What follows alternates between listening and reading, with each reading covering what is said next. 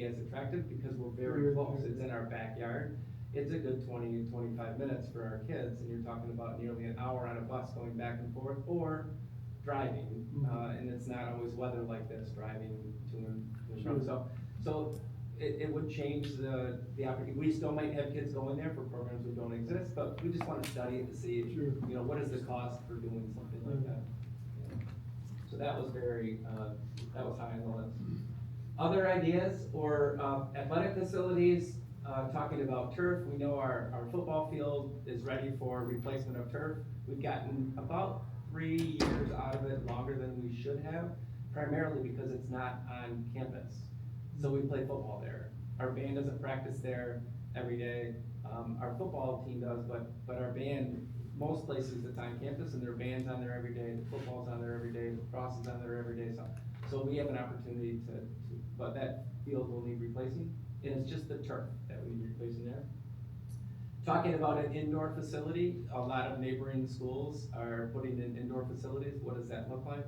We do feel like if we were to put an indoor facility, we'd like to locate it on the campus of the high school so that it's not used just after school, it's used all day long for classes, and then it could be before school, after school, what that would look like. So we have some ideas of doing that. We know the locker rooms at that facility, at the stadium facility, need to be redone.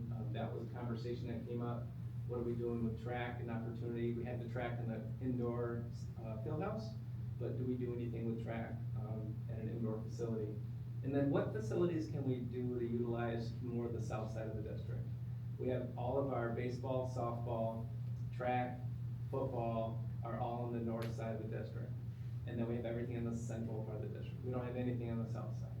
So can we put a turf field on the south side of the district so that maybe we have lacrosse down there? We know we have to do something with our soccer field because of the grass. We're one of the few, I see you back there, Randy, one of the few schools with grass soccer. And so our kids actually, they could play there if it's not too wet, but then they usually go to the high school to practice when they have to go to regionals or districts just because of, districts or regionals just because of that's being able to perform on after playing. So that conversation. We talked about security, safety and security enhancements. We have all door access at the 5-6 building. We have cameras throughout the district, as we Pat talked about earlier. But do we look at other key card access to other doors other than just exterior? Can we retrofit all of our interior doors similar? So we have notification systems.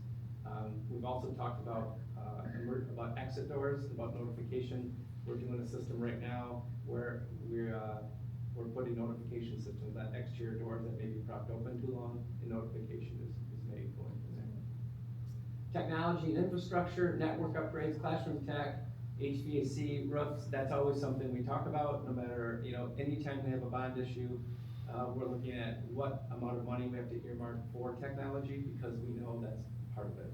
We are in a great spot, thanks to the work of Jeff Smucker and his team with Pat's direction. They've done a great job making sure we call them closets, are in good shape. So that if the infrastructure is solid, then when we add all the devices, we went one-to-one, and they work really well. Some districts could not go one-to-one because their back end is just not ready to go. And then fine arts expansion. As the band program continues to grow, do we need to make the band room a little bit bigger? It's a little bit easier to do on that site just because of where it's built, if you take a look. But that was a conversation that came up. Indoor rehearsal areas, again, that gets back to an indoor facility on high school campus. Our band, this weather could very well be like this in the middle of August.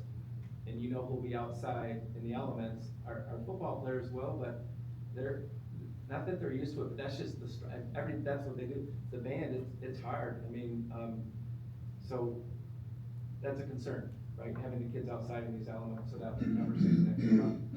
And then sound systems in some of our finance areas came up. Additional topics, talked about sensory rooms, therapy spaces, and so forth from a special education standpoint. Getting into the gas versus electric conversation when it comes to transportation.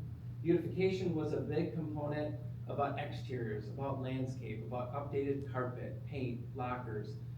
So that when you drive up to a building, it doesn't look like it was built 30 years ago. It looks like it was, I mean, they do a great job keeping these buildings up, but they're getting old. In the exterior, whether it's cement, trees, shrubs, those kind of things. In the sprinkling system, the iron in the water sometimes does its role inside the buildings. And then the traffic flow along 36, 148 with sidewalks, we explained that we can't put sidewalks through the entire township. However, we can do our fair share when it comes to our district, and they were very happy about that, but working with the townships, that was a conversation.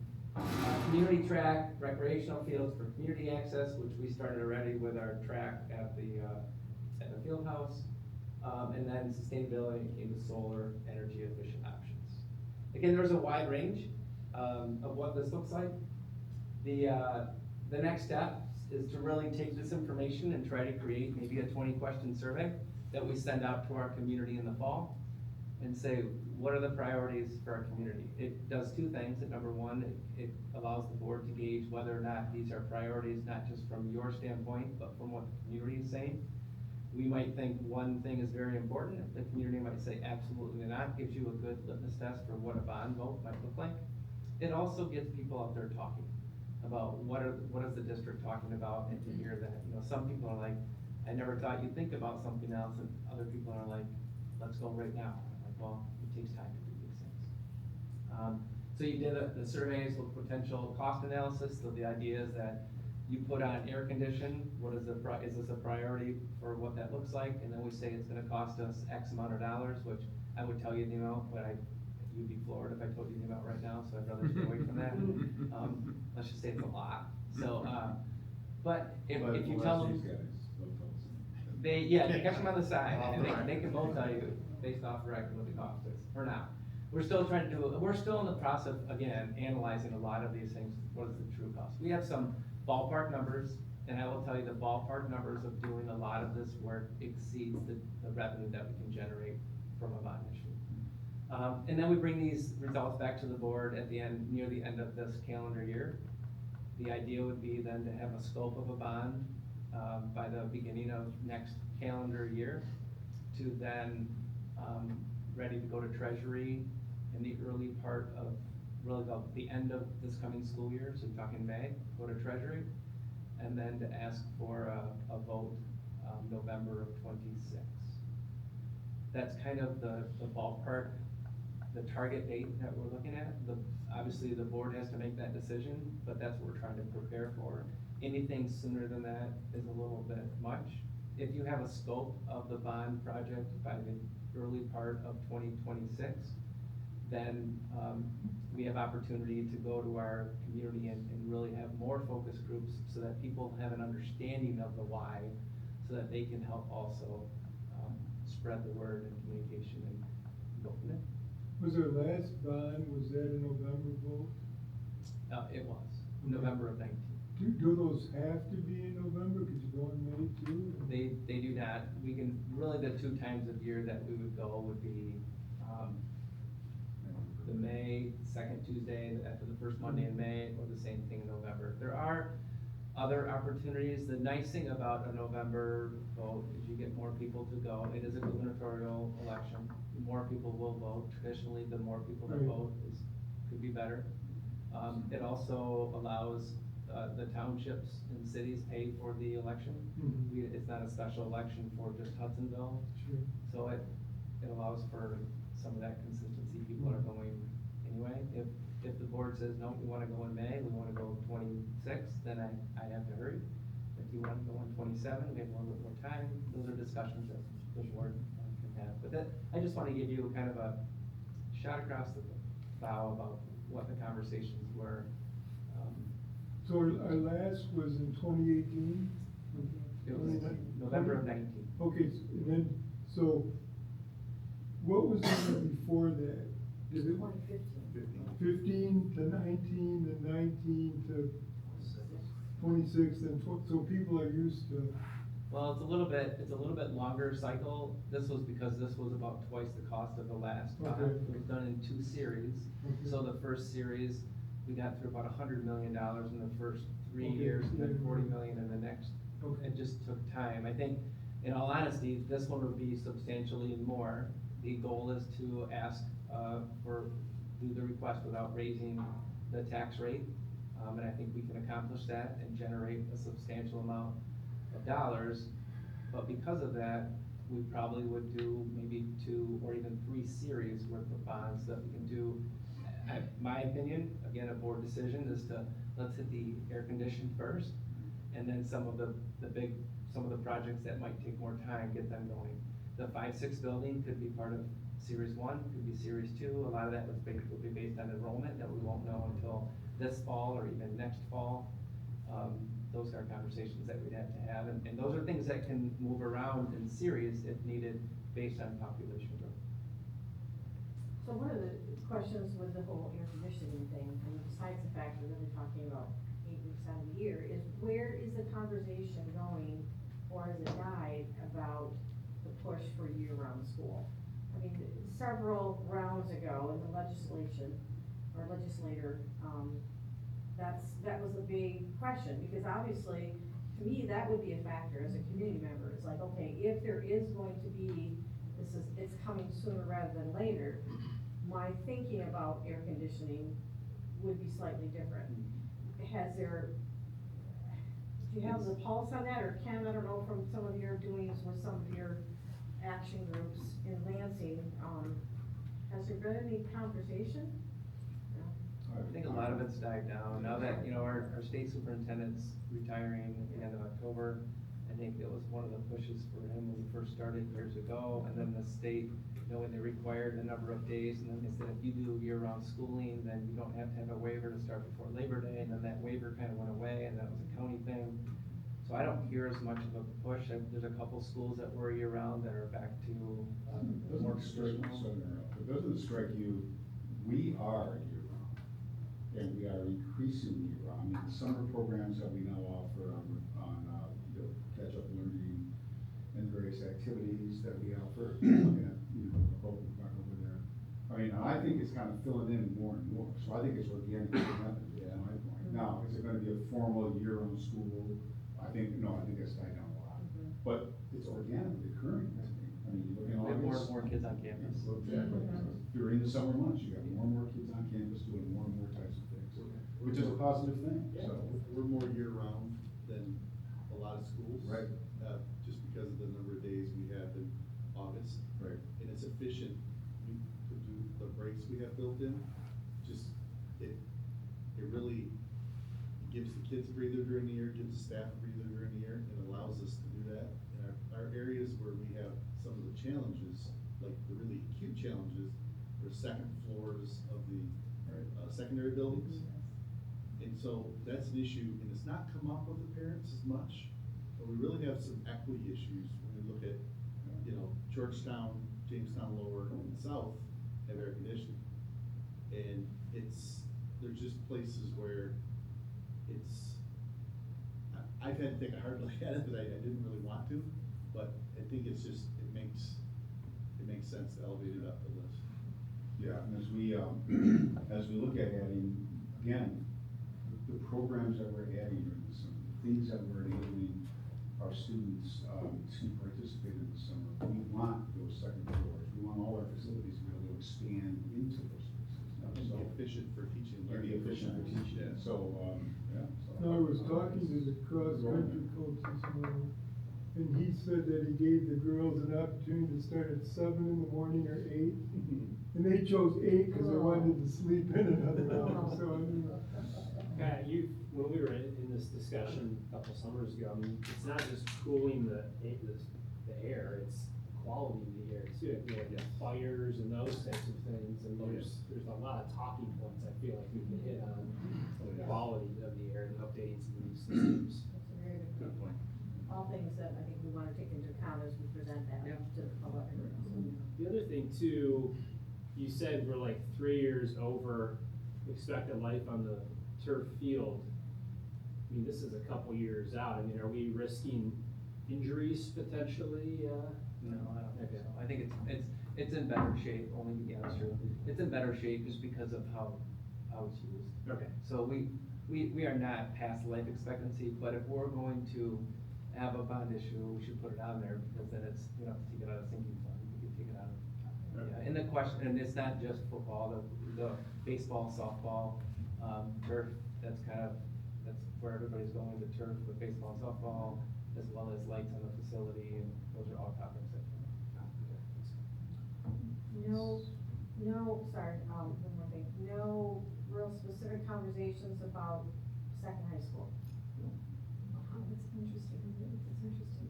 Community's always, well, I shouldn't say always. Yeah. but Well, since you know, we surveyed last, the community's been just, Right, we don't want the zero model, we don't want, we Yeah. want to stay one high school as long as we can. yeah. Yeah, I would say we put a lot of that to rest in the last one in 2019 when we surveyed, and the question was, do we add another one? Build on to the current high school, build on the freshman campus, or connect them? And overwhelmingly, they said connect them. There'll always be a family with a baseball player or a point guard on the basketball team that wants. But if you look at the current model with a few other schools in the area, it's an expensive model. It would definitely decrease the conversations about the academic supports we have if we're trying to fund a whole other building. Right, operational, and administrative staff. It was et two cetera. point six million back then without adding athletics Yeah. in operation. I can't imagine where it's now. Well, I'm glad to hear that it's consistent with what it was that many years ago, it sounds like. And, you know, when you do the survey, that may be something that people will add. Oh, at some point. there will definitely be Yeah. people that will still bring it up. Yeah, The point is, even for some of them that bring it up, by the time it would be done, their kids would be gone, and they're like, never mind. thank you. So Doug, a lot of these themes are, for obvious reasons, aligned with a lot of our strategic goals, right? And so there was a lot of these elements kind of came from the survey that was sent out, what, 2 years ago, or a year ago Yeah, now? these elements came from just conversations Just with pure people. focus groups, so no? I just took notes, and we just went around the room with some Okay. ideas, and we just popcorned around. Got it. Recorded the conversations, and then I just had notes, and they were all typed out, Okay. generated, put them into, Got it. quite frankly, AEI, and said, So- tell us the main topics. Got it, okay, so it's just, it aligns well with a lot of things we're Well, I talking think- about for. Yeah, and our strategic plan is built on the same model, right? Right. You hear from feedback from community and staff and students, we built our strategic plan, we did the same thing with this. Yep. And so I would say, yeah. Okay. On the air conditioning item, as part of the cost analysis, are we also looking at the amount of, I assume we are, but the amount of increased electricity costs along Yeah. with? We know there's an installation? operational cost associated with it, but to the point of, you know, the idea is that if you need to cool the building down, you do it the optimal time to cool it down, and hope it can make it through 3:30 PM or whatever other. Yep. That's why the control systems that we've been working on in the last bond issue will be instrumental, so that we're not just flipping a switch to turn air conditioning on somebody's house. The air conditioning is in their room, versus in the house when it's not used. In terms of the 5-6 building and enrollment and all that kind of stuff, I know we've had conversations since I've been on the board about, around enrollment numbers and the meaning behind it and housing and affordable housing and those sorts of things. At one point, we had talked about commissioning a study or something that would take a deeper dive into enrollment and into housing or things like that, or maybe, or did I dream that? Anyway, I mean, like, what data do you need to make, what data should we be thinking about in order to make informed decisions about what we're asking the community to? Yeah, I think the first thing we wanna do is look at next fall's enrollment, just to see kind of where we are. We continue to use Stanford and Associates. That's stuff that districts have been using for 40 years, Yes. right? And since I started, I remember talking about this in grad school back in a long time ago. So, but we can continue with that study. There's other studies that we can do to look at not only affordable housing, but new housing. If you talk about houses that go up here, a lot of the houses that people are buying now, they might be empty nesters because they can finally afford the house, or their kids are already going into high school, that's when they can afford it. Not a lot of families have littles that are affording a $500,000 or $600,000 house. But we'll definitely wanna do that, because we don't just wanna put a building up that we can't open or build. if you, check out Enrollment, there was just a, where were we at? You there at this study that, it was NEXT, the organization was called NEXT, Yeah. it was a nonprofit. And they were looking at housing in Ottawa County, and they talked about high income and low income housing, the big gap is low income housing. Mid and high income housing, they said actually the county's not much of that. It's not, But either. that low income, that's the biggest gap, Right. and so that's out there in the press, you know, it's interesting. It was interesting, yeah, I was at the city hall. Yeah. They also, what is it, 59 counties in the state have more seniors than kids. And, He's crazy. yeah. So that's just a quick update. Yeah, quick update. Any questions for the gentleman from OAK or? Any from trends you guys are DMV? seeing, anything that, I mean, are we kinda hitting the same trends you see in other districts? It's Air conditioning? air conditioning, athletics. Yeah. Yeah, I think the air conditioning specifically seems to be the number one that we see all over the place. And I think a lot of it, the air quality you touched on is a huge topic of conversation, the dehumidification aspects of it to help kind of increase longevity of some of your buildings. So yeah, it's a major point. And then your point about electricity usage is why we look at maybe certain sizes of buildings taking on different pieces of equipment that use chilled water instead of electricity in certain areas. So we've got to factor all these things in. Yeah, and I think a growing push toward, community spaces, right? I mean, Dr. Jack talked about playgrounds, right? I mean, like, playgrounds are a really important community resource, obviously not just a school resource. So where are there places within the district where people can get together and, think extracurriculars, think about things during the day, and how do we, how do we do that efficiently, right? Multi-purpose space and that sort of thing. So I think you guys are, the list that I see here, the conversations that your community is having, you're right there or ahead of the pack, I think, when it comes to a lot of things that we're hearing. Yep. And I think the cool thing is that you've done such a good job of taking care of the warm, safe, and dry.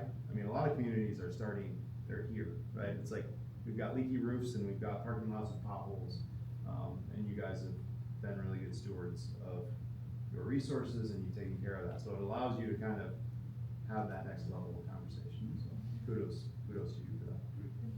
Thanks for the update. Well, as we talk about the next level of conversation, I'm gonna ask that we take a recommendation to go into closed session. And, Move that. do we have a recommendation to go into closed session regarding the legal matter? Yeah. Move that. Okay. So, And Nick and then Barb, any discussion? Okay, we're gonna take a roll call vote. I'll start with you, Nick. Yes. yes, Yes? yes. Yes. Okay, unanimous, so we will, go to closed session, right? So we'll go into the other room for a closed session. We'll probably be in there for anywhere from a half an hour to an hour. We could come back and have an action item, or we might not come back and have an action item. If we do, it'll be a quick action item, so, but, that's it. Everybody else is ready to leave, if they want to, so, the board. Thank you, everybody. Thank you. Thank you.